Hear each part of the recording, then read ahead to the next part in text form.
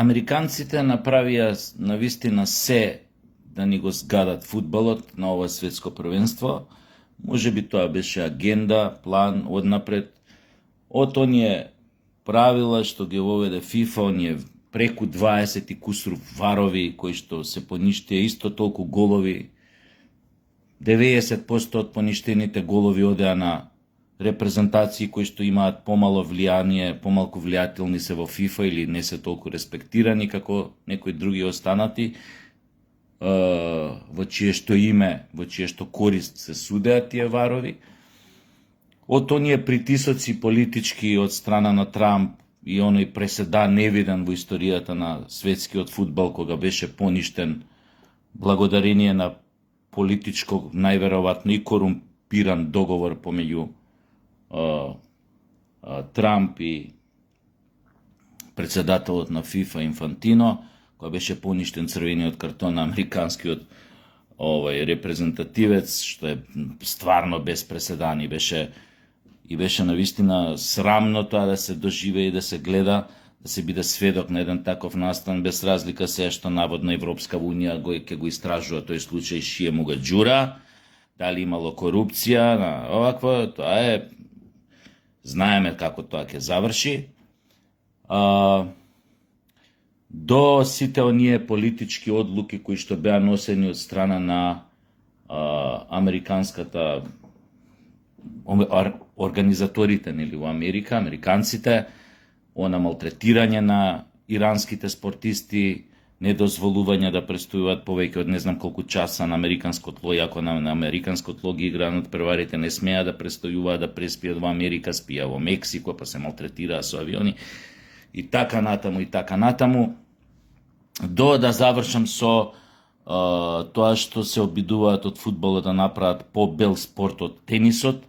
Значи имате вие карти на Вимблдон од 300 фунти до, не знам, нагоре до, поима немам, до 5000, 6000 фунти, но најниската е 300 фунти. И имате дека американското, тоест финалето на светското првенство во Америка, картата ќе чини од 16 до 30.000 долари. Од тука она доаѓа која ви го кажав дека навистина прават се да ни го згадат фудбалот на сите, од најважната споредна работа на светот, од играта на сиромашните, играта на понижените, играта на маргинализираните, преку која што себе се гледа дека може да избегаат од таа сиромаштија во која што се наоѓаат, или барем да заборават на проблемите што им ги наметнува сиромаштијата, гледајќи ја како својата репрезентација или својот клуб победува или освојува титули. Стигнавме до тоа да сиромашните повеќе не ни може да отидат да гледаат едно светско првенство, ниту па да присуствуваат дури на една утакмица.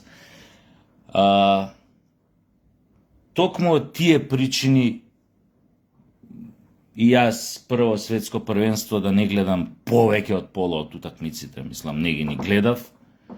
Но тие најважните што ќе останат у некоја меморија од ова светско првенство, сепак ги гледав. На некој начин ги гледав и двете полуфиналиња. И јас конкретно за Аргентина на одредено светско првенство никогаш не сум навивал. Може би само на светското во Мексико, 86-та, кога баш онаа година, кога во четвртфиналето Аргентина ја елиминираше Англија со оној гол Божјата рака на Марадона и со неговата соло акција, кога ја помина буквално целата одбрана, ја измеша на англичаните и на крај го измеша и Шилтон и го начука. Друго светско првенство не знам дали сум навел за Аргентина, но на ова исто не ми беа допадливи. Напротив, ме нервира и нивната дрскост, безобразност, грубијанство, но исто така свати во полуфиналето дека тоа е еден од нивните најголеми квалитети. На тој начин толку го знаат фудбалот, толку се изврзирани што знаат, имаат начин како и да му влезат во глава на противникот, како да го деморализираат, демотивираат. Затоа им се простуваат на некој начин тие грубијанства, тие селјачкото на изглед однесување на терен, но но не е важно. Што сакам да кажам друго? Ако за нешто Аргентина заслужи да ја победи Англија и да влезе во финале, тоа се две работи. Помалку важната дека влегувањето во финале, уствари тоа и поважна, уствари помалку важна дека влегувањето во финале значи за нив и одбрана на титулата, можно за одбрана на титулата, што е најтешката работа во спортот кога еден шампион е доведен во ситуација да ја одбрани титулата. Одбранувањето на титула не е воопшто лесна работа и фактички таквите одбрани на титули го прават шампионот да биде бесмртен. Оти некој може да освои еднаш титул и повеќе никој не, но ако ја потврдиш 2 години поред, тоа влегуваш во клубот на бесмртните, ако ме разбирате што сакам да кажам. И нормално тука влегува и тоа дека еден Меси, кој што никогаш не сум го сакал нешто како играч, мислам, далеку од тоа дека не сум гледал дека има вонсериска вредност, но да кажеме, ми било онака. Секојаш сум мислел дека ќе биде некој кој што секојаш ќе биде во сенката на Марадона, а излезе дека единствената разлика помеѓу него и Марадона е харизмата на Марадона, што беше навистина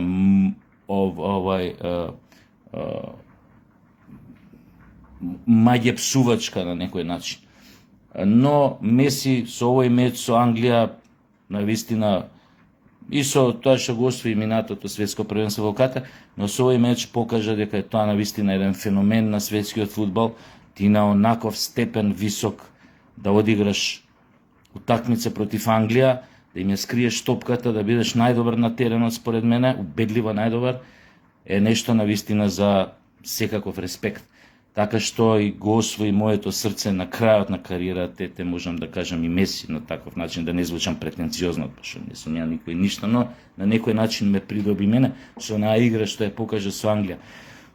Втората најважна работа, зошто е важно што стигна Аргентина во финалето и зошто јас навивав, баш се ставив на страната на Аргентина со Англија, се исто така две работи. Првата работа е што на некој начин сметам дека Аргентина со својата игра, со своето залагање, со својот пристап кон репрезентацијата, кон самата игра, со својата амбиција да ја одбрана титулата, фактички јас мислам дека на некој начин го спасуваат светскиот фудбал и го спасуваат светскиот репрезентативен фудбал од се она што се случува. За среќа тоа покажува и дека една друга работа, дека сепак во репрезентативниот фудбал парите, милиардите не значат ништо.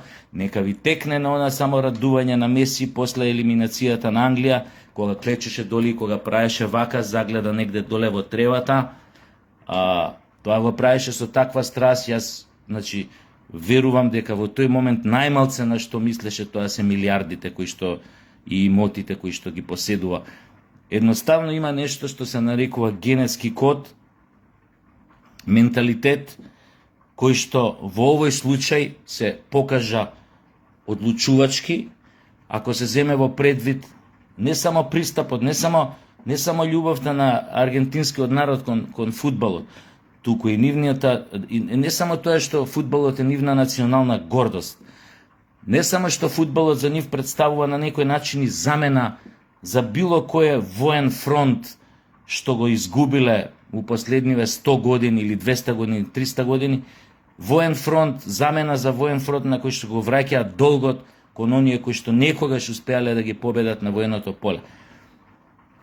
Не само заради тоа, туку и заради тоа што уште еднаш покажа дека за овие 22 мундијали, еве овој ќе биде овој е 23-ти мундијал, ниту еднаш селектор, странец што предводел една селекција кој што бил од страна, не успеал да освои светско првенство, и тоа е уште еден показател дека една од најважните работи во репрезентативниот фудбал не се парите, не се статусите што ги имаш ти во клубскиот фудбал или во светскиот фудбал како играч, туку нешто сосема друго, а тоа се нарекува генетски код или генетски запис, идентитет. Нормално ова не кем да звучи расистички или било како, но ме разбирате што сакам да кажам.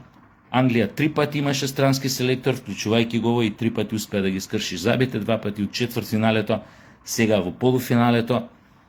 И навистина не знам дали некогаш повторно ќе им успее да станат светски шампиони, како што тоа им успеа 66-та, кога беа и домаќини на тоа светско првенство и нормално. Па беа други формати, друг фудбал на некој начин беше тоа. Не е ни важно. Во целата оваа работа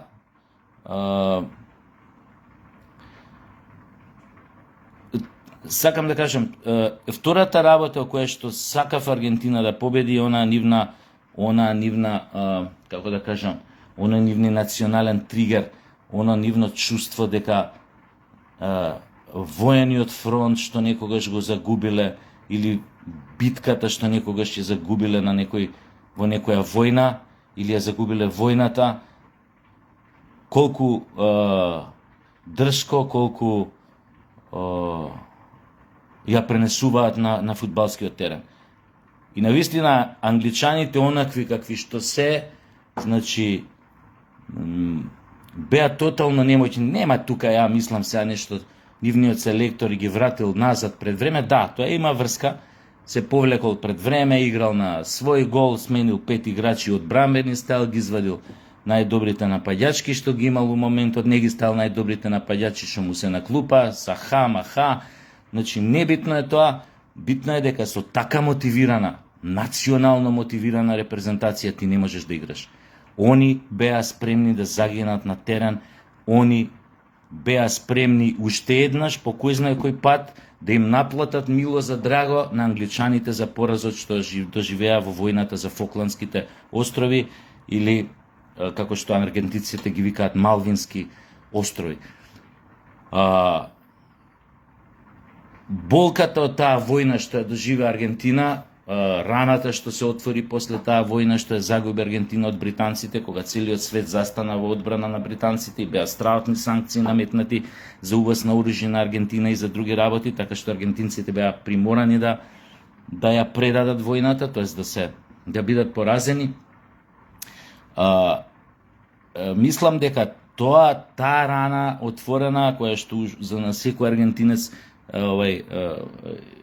го смета тоа за голем срам, успева да им ја наплатат неколку кратно на англичаните на фудбалскиот терен, и навистина тоа уште еднаш покажува дека една национално мотивирана репрезентација, за која што нивната татковина е се, за време на мечовите, надпреварите на репрезентацијата, каде што веќе нивните пари што ги заработуваат во клубовите, нивните статуси, нивните вили, нивните скапоцени автомобили што ги возат не значат повеќе ништо. Туку татковината им е на прво место. Значи за нив повеќе нема вредност се она што го поседуваат, освен што им е Аргентина, и само Аргентина како татковина во преден план. Едноставно со така мотивирана репрезентација ти не можеш да ја победиш.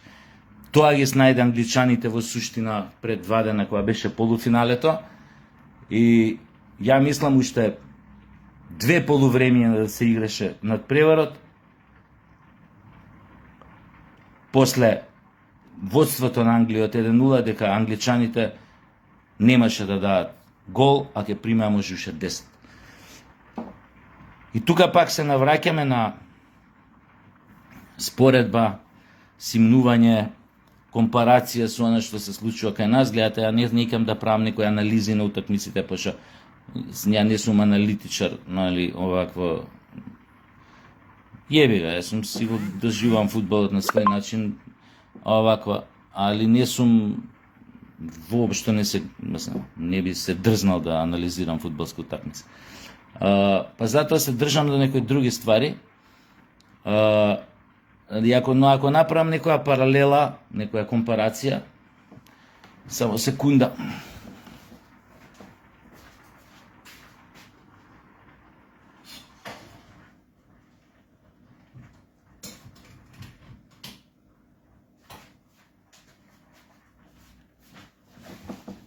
нешто имав на шпоред стајано, па да не ми отиде, викам, заебирав. И сега да повлечеме некоја паралела. Имате еден македонски фудбал, една македонска репрезентација, која што пола од играчите не си ја знаат химната на државата, тоест не сакаат да научат, не сакаат ни да ја пеат, и сакате со таква репрезентација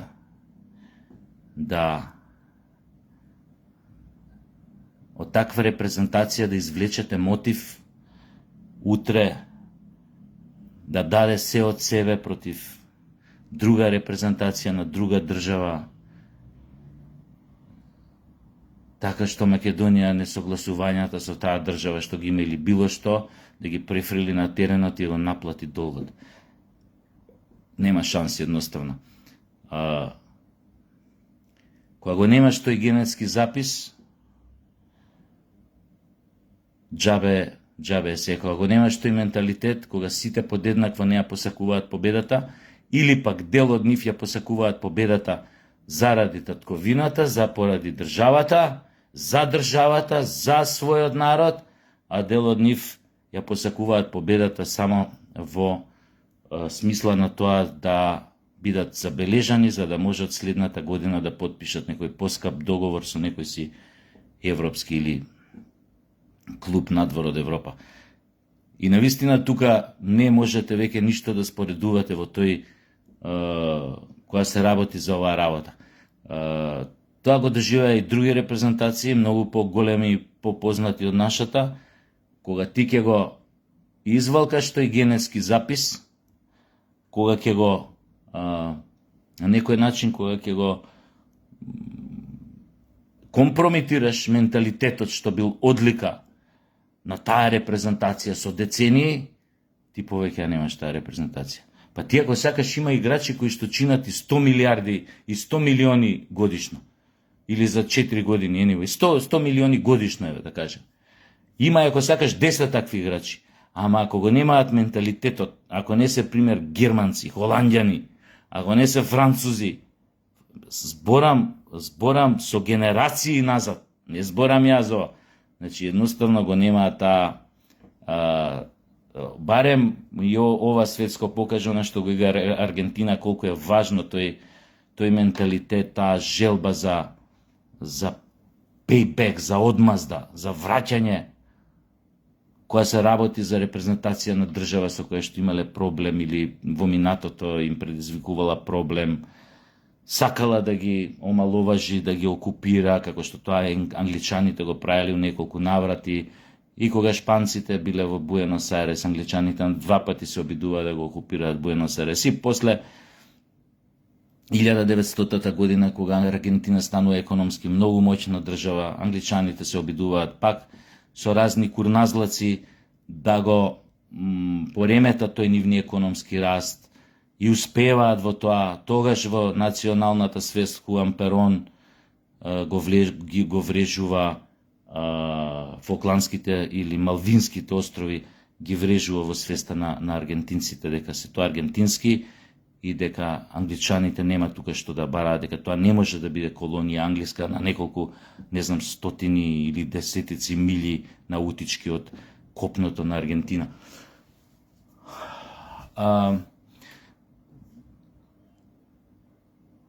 Така што, навистина треба да размислиме во иднина, апропо некои работи што ни се случуваат нон-стоп, а тоа е дека нашата федерација фудбалска треба да пресече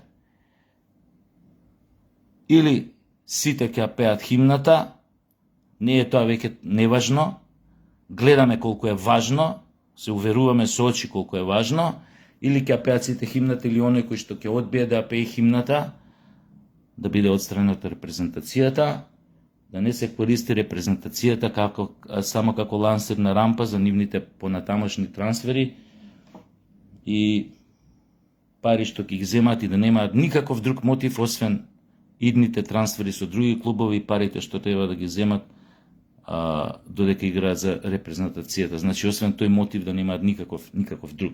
Значи, такви играчи не може да бидат дел од државна селекција на една земја во некој одреден спорт. Тоа е моето мислење, вие како сакате, интерпретирајте го. Баш ми е гајлен ново сенка и на што се случува секојдневно кај нас и последниот скандал со министерот Оджа за култура, што ние навистина више ни е преку глава да гледаме, да бидеме сведоци на такви провокации. На тој Оджата треба да му се објасни дека има у Македонија луѓе што ги разбираат одредени работи и што имаат можеби малце поише прочитано од него. И баш заради тоа веќе ме преку глава да одмолчуваат на ваквите бизарни, примитивни начини на наметнување на етничкото во една држава која што треба да биде на сите граѓани на Македонија, а особено што еден таков чин е наменет за да се понижи државотворениот народ на Македонија, да се понижат македонците, да се понижи државата исто така во очите пред светот и да се покаже уште еднаш дека пред очите на светот дека се работи за еден башибозук, не за држава, за една либанизирана поточно држава која што секоја етничка група може да се прави што сака и да наметнува своја волја, политичка волја на мнозинството, колку и да се во малцинство. Тоа мора нашите на власт, ВМРО ДПМН, да го знаат, да бидат свесни и веднаш најбрутално да го пресечат со санкции, со закони, со казни.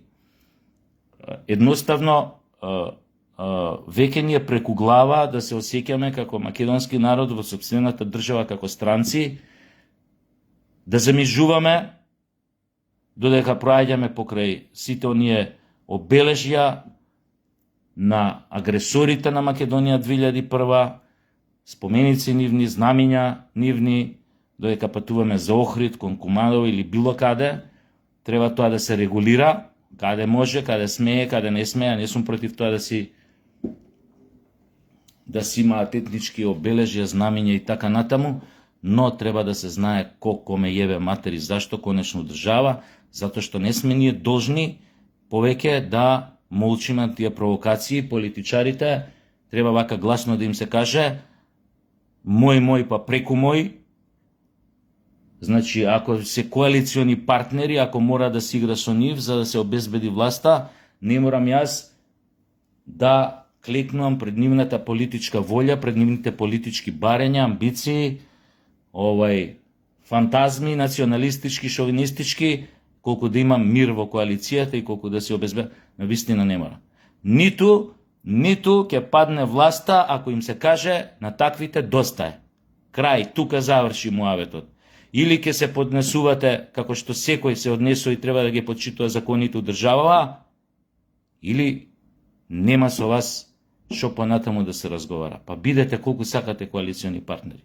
Како сте влегли у коалиција, така ќе излезете од коалиција. А како понатаму ќе тераме, за тоа потоа. Затоа, како почнав од фудбал, каде отидов, но има некоја линија, некоја поврзаност, нема врска. Затоа, уште еднаш, си давам за право, непретенциозно, најнормално, да побарам од нашата власт и од министрот за култура, новиот, веднаш уште денес да си поднесе оставка и да го напушти тоа место, и на негово место да дојде некој што тоа Министерство за култура ќе го искористи како алатка на вистина да ја промовира достоинствено македонското наследство и македонската култура секаде во светот, а не да ни се случува ова што ни се случува на неговото прво појавување или се не знам дали е прво, ама да кажем меѓу првите, може прво му е појавување во јавноста со овој австрискиот амбасадор, уште со странски амбасадор, мислам. И го видовме оно што го видовме. Значи не е за ебанција воопшто работата. Јас да сум премиер, јас уште денеска, уште са бајле ќе му побарав да си ја напише оставката и да си ја подпише. Нека остане влен, Министерството на влен, ако толку го сакаат и ако му е ветено, ама треба да им се каже јасно, од сега па надали у будуќе, секој што ќе дојде, има да ги почитува законите, протоколите, процедурите.